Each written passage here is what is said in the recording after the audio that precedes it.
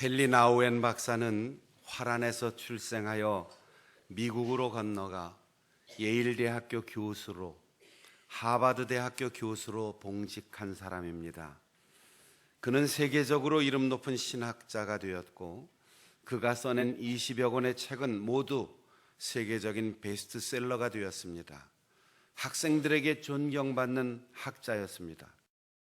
높은 보수와 명예를 보장해주는 하버드 대학의 교수직을 내던지고 라루시 공동체의 데이브레이크라고 하는 복지원의 봉사자로 들어가 신학계의 화제가 되었습니다. 이 복지원은 정신장애자들을 돌보는 수용시설이었는데 나우엔 박사는 그곳에서 정신박약아들의 대소변을 받아치우고 목욕을 시키는 일, 불편한 그들의 손과 발이 되어 밥 먹는 일을 도우며 행동교정 지도를 하는 등 구질구질한 허드렛 일을 맡아서 고생을 하면서 생계 유지가 어려울 정도의 낮은 보수에도 만족하며 행복하다고 고백하며 살았습니다. 모두들 왜 그러느냐라고 물었습니다.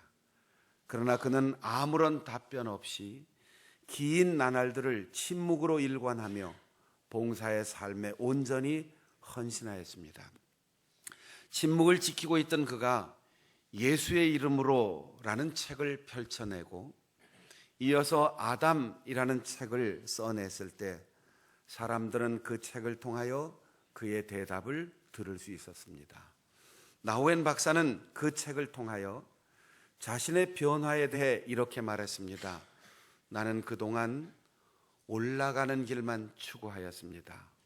어려서부터 공부를 잘해 천재, 신동이라는 칭찬을 받으며 자랐고 하버드 대학의 교수가 되기까지 줄곧 올라만 왔습니다. 내가 써낸 20여 권의 책들은 사람들에게 인기를 얻었습니다. 나는 지금까지 오직 성공을 향하여, 다시 말하자면 꼭대기를 향해서 오르막길만 달려왔습니다. 그러나 어느 날 하나님이 나를 부르셔서 라르시 공동체로 들어가라.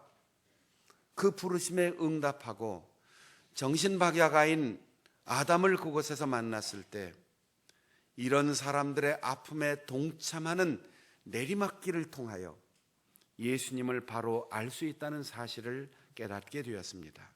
그래서 복지시설의 봉사자로 들어왔습니다.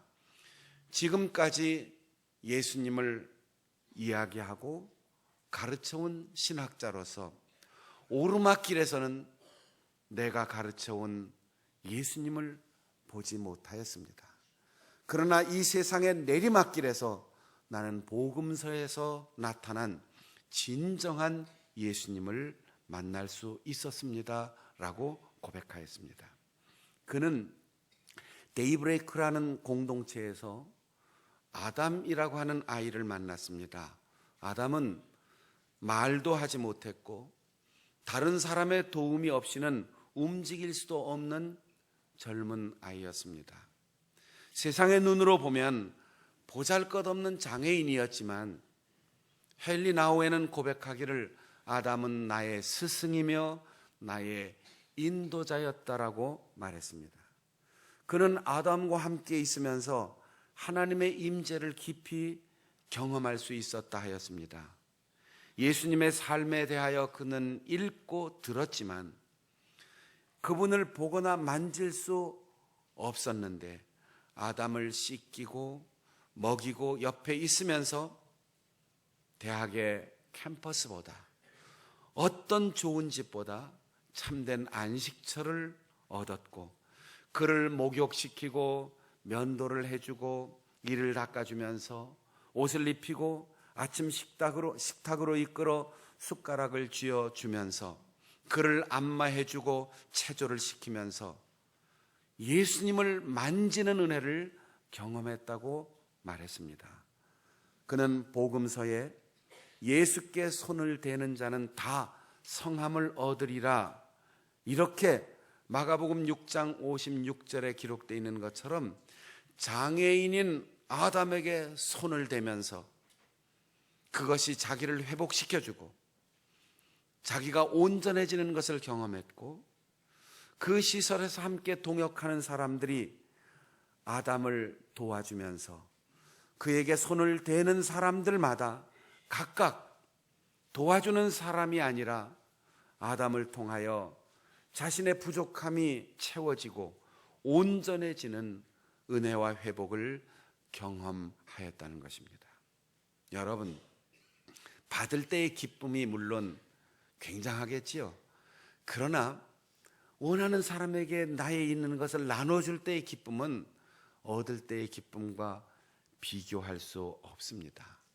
이사야 선지자는 나라를 잃고 바벨론의 포로가 되어 절망의 나날을 보내고 있는 유다 백성들에게 그들을 구원하실 메시아를 소개하였습니다. 구원자로 오실 그분을 700년이라고 하는 긴 세월의 간격을 뚫고 내다보면서 그를 가리켜 하나님의 종이라고 표현하였습니다.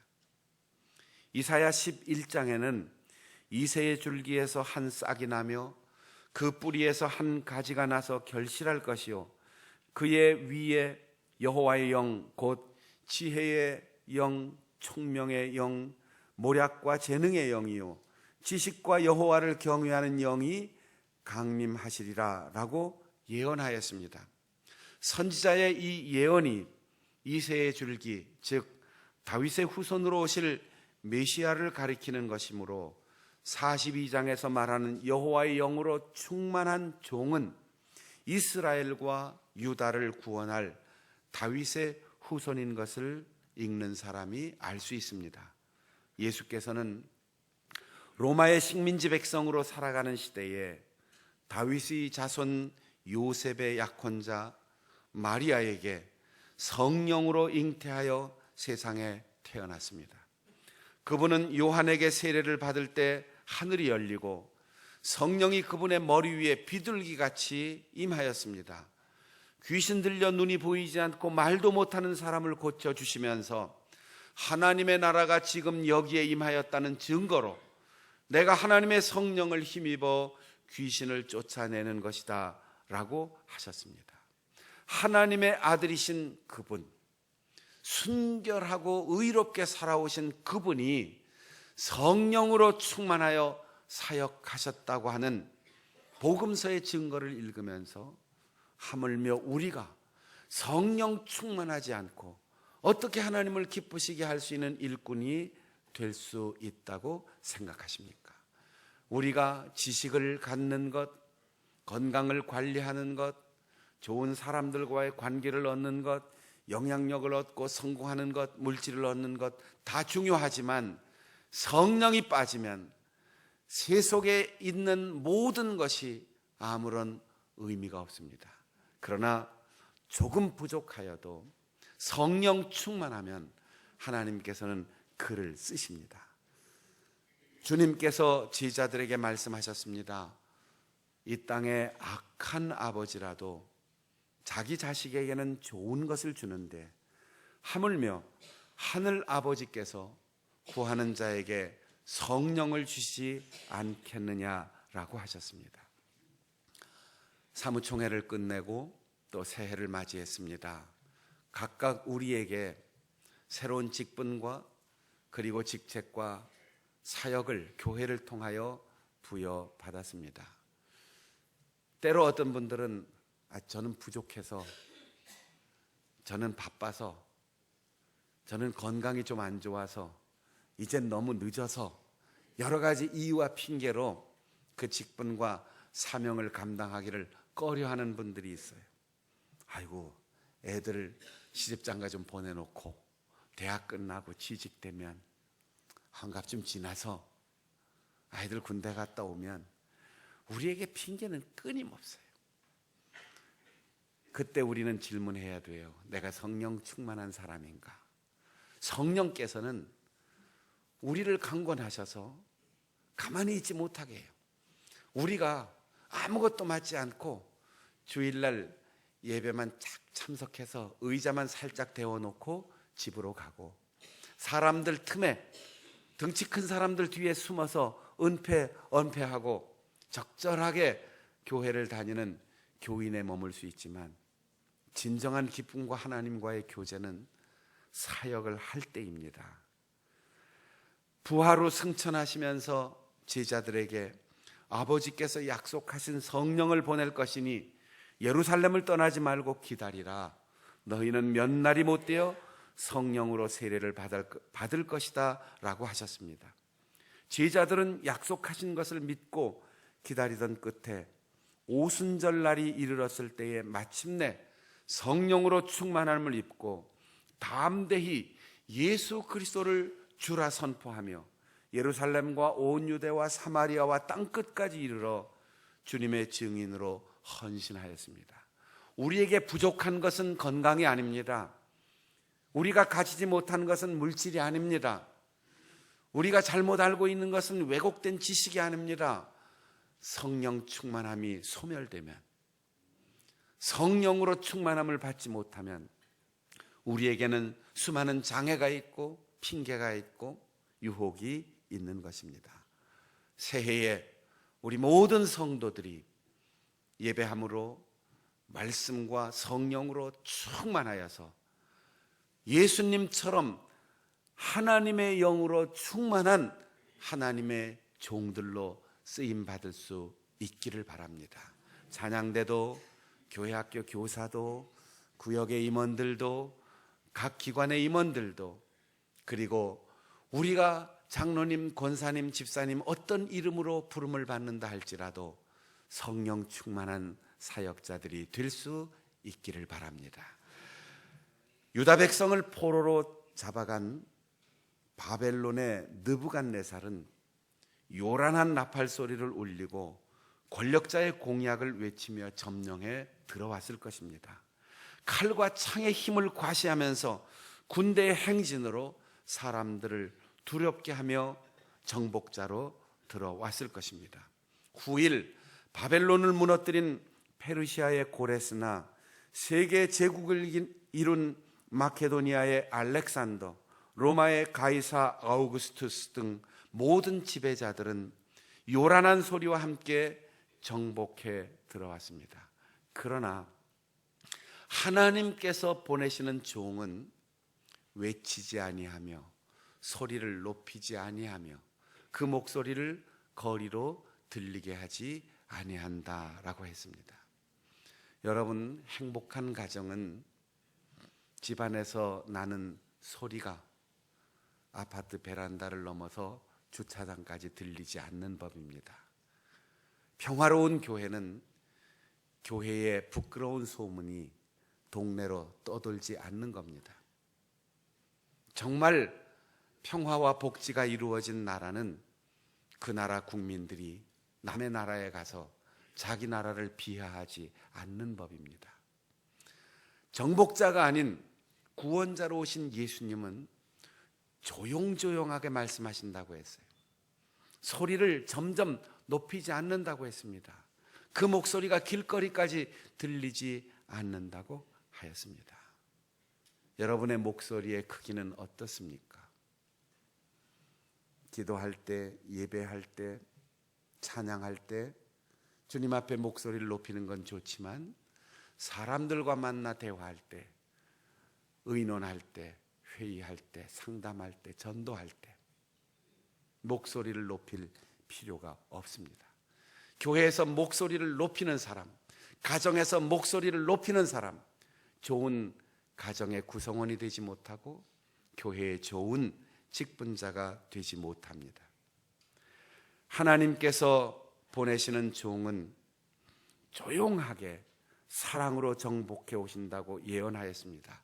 날카로운 목소리가 아니고 점점 높아지는 큰 소리로 거리를 울리는 행진이 아니라는 것입니다. 예수님은 큰 소리 한번 치신 적이 없습니다.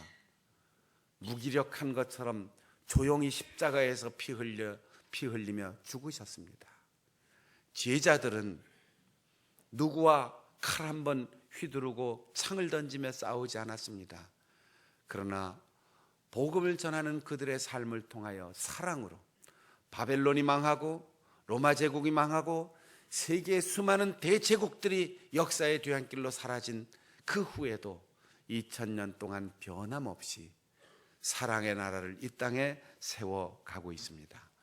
이사야의 예언대로 정말 하나님의 아들이신 예수께서는 로마가 아닌 식민지 유대 땅에 왕궁과 성전이 있는 예루살렘이 아니라 작은 마을 베들레헴에 나셨습니다. 출산을 위한 숙소를 구할 수 없어 짐승의 먹이를 주는 구유에 누이셨습니다. 12살의 나이에 성전에서 학자들과 당당하게 대화를 나눌 수 있었던 분이지만 30살의 나이가 되도록 하나님의 때를 기다리며 나사렛의 몫으로 사셨습니다. 죄 없이 태어나셨고 가장 의롭게 살았으면서도 죄인과 같은 모양으로 세례를 받으셨습니다. 요한에게 세례를 받으시면서 당당하게 서서 세례를 받은 것이 아니라 무릎을 꿇고 요단강 밑바닥까지 낮아지셨습니다. 사도 바울은 자기를 비워 사람의 몸으로 오시고 죽기까지 자신을 낮추신 예수님의 마음을 너희 안에 품으라 라고 권하였습니다. 품는다는 말은 암탉이 병아리를 품고 달걀을 품어서 키우고 깨어 생명을 이 땅에 태어나게 하는 과정을 말합니다. 정말 사랑하는 내 아들, 딸, 손자, 손녀, 아기를 가슴에 안는 어머니의 마음을 표현한 것입니다. 품어야 안전합니다. 품어야 성장합니다. 품어야 껍질이 깨지고 새 생명이 출생하는 것입니다. 우리의 속에는 겸손이 없어요. 우리 속에는 온유한 마음이 없어요. 우리는 언제나 큰 소리 치고 싶고 언제나 자신을 드러내고 싶고 남 앞에 서서 내가 제일이라고 자랑하고 싶습니다. 그런데 예수님이 보여주신 그 마음을 내 속에 품으면 그것이 나의 인격이 되고 그것이 나의 마음이 되고 그것이 나의 태도가 되고 그것이 나의 사고방식이 되어서 주님을 닮은 인생, 주님을 닮은 하나님의 신실한 종으로 쓰임을 받을 수 있습니다. 예수님께서 마태복음 11장 29절에서 이런 말씀을 들려주셨습니다. 나는 마음이 온유하고 겸손하니 나의 멍에를 메고 내게 배우라. 예수님께서 온유한 마음과 겸손한 마음을 배우려면 멍에를 메라고 했어요. 멍에를 메면 분노가 생길 것 같잖아요. 멍에를 메면 고통스럽고 힘이 들 것 같잖아요. 그런데 송아지가 멍에를 메지 않고 다 자랐는데도 코를 뚫어서 고삐로 순종하는 법을 가르치지 않으면 그 송아지는 더 이상 이 땅에서 생명을 보장받을 수 없어요. 어느 정도 컸으면 아파도 코를 뚫어야 돼요. 고삐를 묶어야 돼요. 멍에를 메고 수레를 끌고 밭을 갈아야 됩니다. 밭을 잘 갈고 수레를 잘 끄는 소는 주인이 일만 끝나면 잘 먹여주고 잘 다듬어주고 칭찬해줘요. 그런데 코도 뚫지 않고 멍에도 메워주지 않고 가만히 놔두면 이상한 거지요. 주인이 소곤소곤 누구랑 얘기합니다. 무슨 얘기를 할까요? 저 녀석은 쓸모가 없어서 도살장으로 보내야 돼. 끝이야. 보내는 거예요. 여러분, 우리가 사명의 멍에를 메는 것이 힘들고 귀찮을 수 있어요. 교회에 적당하게 시간만 때우고 얼굴만 보이고 가면 편할 것 같아요. 그런데 우리의 존재의 의미가 사명에 있음을 기억해야 돼요. 오늘 살아있는 것 하나님이 나를 쓰시기 위함입니다. 오늘 내 어깨를 무겁게 하고 내 등을 아프게 하는 그 멍에가 예수님이 하나님의 뜻에 순종했던 것처럼 예수님이 하나님이 주신 사역을 감당했던 것처럼 오늘 우리가 그 길을 걸으라고 하는 것인데 멍에를 매면 하나님께서 우리의 안전을 보장해 주시고 우리의 먹을 것을 책임져 주시고 우리의 건강을 지켜 주시고 우리의 모든 필요를 채워 주십니다.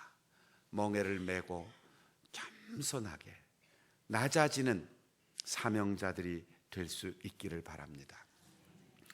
선지자는 그분의 성품에 대해서 상한 갈대를 꺾지 않고 꺼져가는 등불을 끄지 않는다라고 표현했습니다.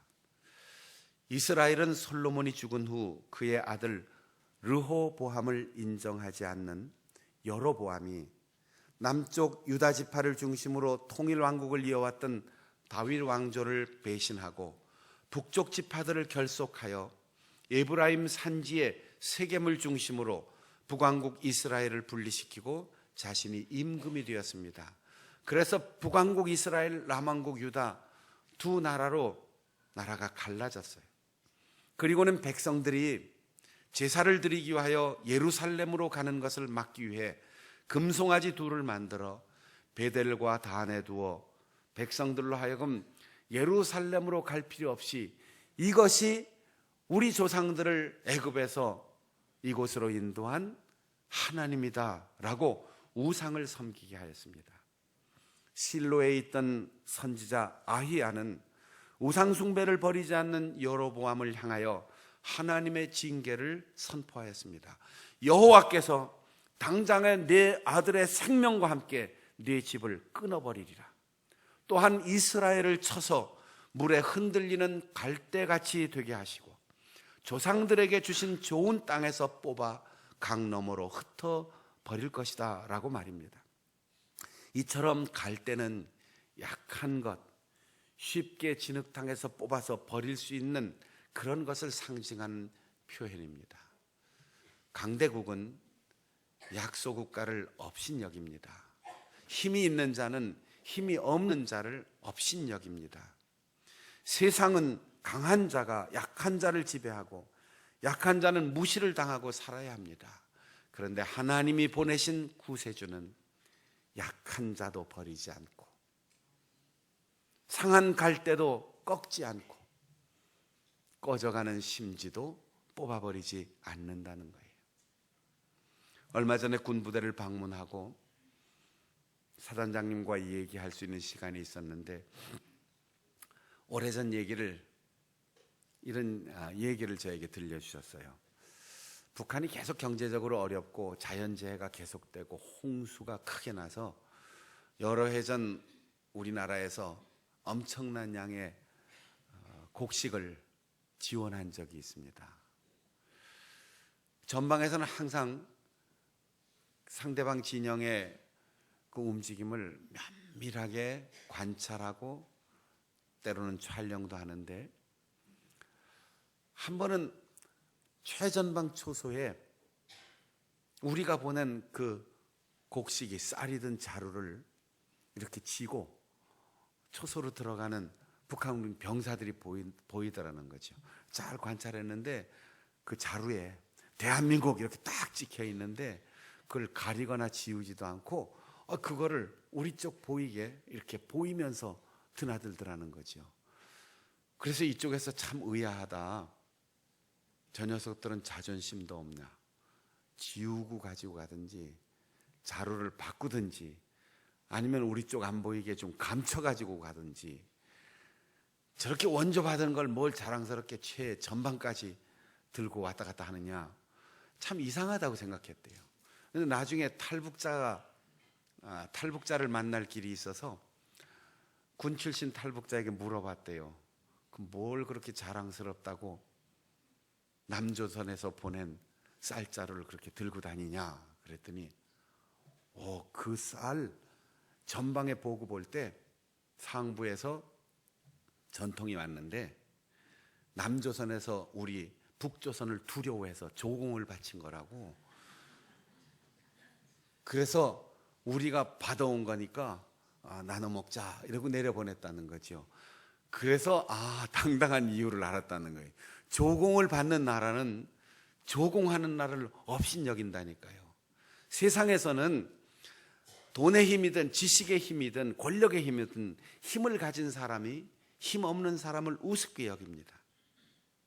그러나 이사야 선지자는 하나님께서 보내실 메시아가 상한 갈대 같은 약한 자와 버림받아야 마땅할 포로된 민족을 버리지 않으신다는 약속을 전하고 있습니다.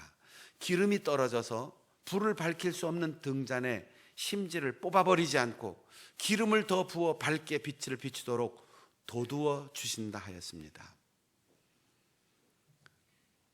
흙으로 빚은 등잔에 섬유로 만든 심지를 꽂아놓고 불을 붙여요. 그런데 기름이 떨어지면 불도 밝지 않고 점점 가물가물 불꽃이 꺼져가면서 끓음 연기가 납니다. 그럼 괜히 집에 있는 사람들 호흡만 가빠지고 눈물만 나지요. 뽑아! 등잔 새로 바꾸게 치워! 이렇게 할 수 있는데 하나님이 보내시는 여호와의 종은 눈물 난다고 뻗거나 빛을 드러내지 못하는 약한 심지를 버리지 않는다는 거예요. 기름이 없어서 그런 거니까 기름을 더 부어주면 돼. 사랑으로 기다려주고 용서해 준다는 거죠. 여러분, 우리의 가정에도 아버지 어머니의 눈물 빼는 속 썩이는 자식이 있을 수 있어요. 남편 때문에, 아내 때문에, 형님 때문에, 동생 때문에 눈물 나는 사연이 우리에게 수없이 많을 수 있어요. 교회 안에서도 목사의 눈물 뽑아내고 신자들 가슴에 상처를 주는 그런 사람이 있을 수 있어요. 뽑아버릴까요? 치워버릴까요? 아닙니다. 주님이 나를 기다려 주시고 주님이 나를 용서해 주시고 주님이 나에게 성령으로 은혜를 주신 것처럼 성령이 소멸돼서 그런 거지, 사랑이 식어져서 그런 거지, 더 위하여 기도해주고 더 사랑으로 기다려주고 용서하고 품으면 반드시 주님께서 그에게 말씀과 성령으로 충만하게 돌이킬 수 있는 기회를 주실 것입니다. 예수님께서 안식일에 회당에 들어가 한쪽 손이 마비되어 굳어있는 장애인을 불쌍히 여기시고 회복시켜 주셨을 때 사람들은 상한 갈대를 꺾지 않으시고 꺼져가는 심지를 끄지 않으시는 하나님의 택한 종을 내다본 이사야 선지자의 예언을 기억하였습니다. 이사야 선지자의 예언 그대로 스스로 낮아져서 겸손하게 세례를 받으시는 예수님의 머리 위에 하늘이 열리고 성령이 비둘기처럼 내려왔습니다. 하나님께서는 친히 그는 내가 사랑하는 아들이며 내가 기뻐하는 사람이다라고 말씀해 주셨습니다. 예수님은 겸손함으로 하늘을 열게 하셨습니다. 하나님과의 소통은 겸손으로만 가능합니다. 하늘 문을 여는 열쇠의 이름은 겸손이며 그것은 아주 낮은 곳에 숨겨 있습니다. 바울 사도께서는 로마에 있는 성도들에게 보내는 편지에서 믿음으로 값없이 구원받은 사람들이 어떻게 살아야 할 것인지를 교훈하기 위하여 서로 마음을 같이하여 높은 데 마음을 두지 말고 도리어 낮은 데 처하며 스스로 지혜 있는 채 하지 말라라고 권고하였습니다. 높아졌을 때 스스로 자신을 낮추어 처신할 수 있는 마음가짐으로 살아가는 것, 내 손에 쥐고 소유한 것이 있을 때 손을 내밀어 그것을 남에게 나누어 줄 수 있는 것, 나의 야망을 이루기 위해 내가 하고 싶은 마음을 제어하고 나를 통해 주님이 하시고자 하는 일을 위해 헌신하는 것이 그리스도를 닮는 사람입니다. 하나님께서는 다른 이들로부터 인정을 받을 때 오히려 마음을 다하여 이웃을 섬기는 사람을 기뻐하십니다.